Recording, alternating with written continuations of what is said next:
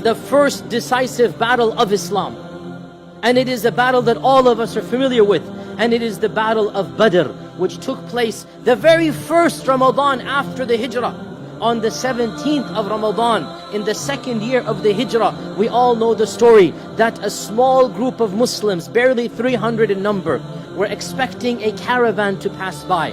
So they were not prepared, they weren't wearing armor. This was a raid on a caravan. It was not an army expedition. And raids and expeditions are two different things. And the Muslims were prepared to come in, take the caravan of Abu Sufyan, and then bring it back to Medina. And caravans are not guarded. Caravans do not have armies. Caravans do not have horses. Caravans do not have armors and weaponry.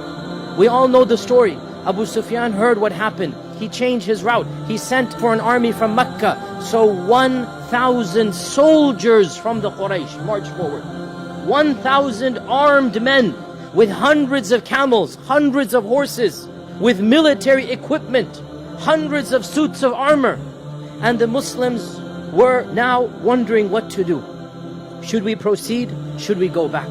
And the Prophet ﷺ gave that passionate speech that we all know, and the Sahaba were all riled up. And Sa'd ibn Mu'adh said, Ya Rasulullah, go forth, for by Allah, even if you take us into the ocean, we will go behind you.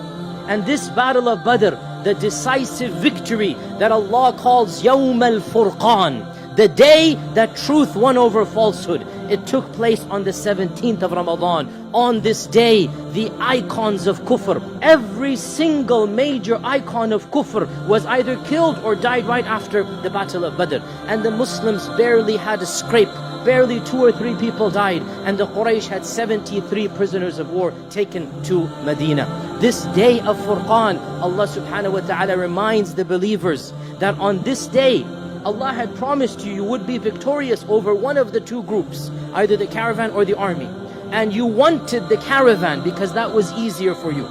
But Allah subhanahu wa ta'ala had wanted something greater than that, so that the truth can be manifest over falsehood. This day of Ramadan, 17th of Ramadan, was the first victory for the Muslims, and not coincidentally, it occurred in the middle of the month.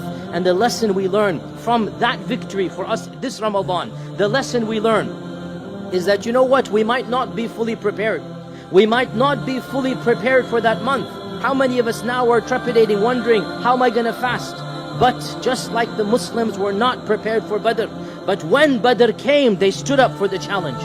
When Badr occurred, they put their trust in Allah subhanahu wa ta'ala, and Allah subhanahu wa ta'ala gave them that victory. Even if we feel unprepared for Ramadan, and many of us are spiritually and perhaps even physically unprepared right now, even if we feel unprepared, put our trust in Allah, and Allah Azza wa Jal will cause us to be victorious in this month.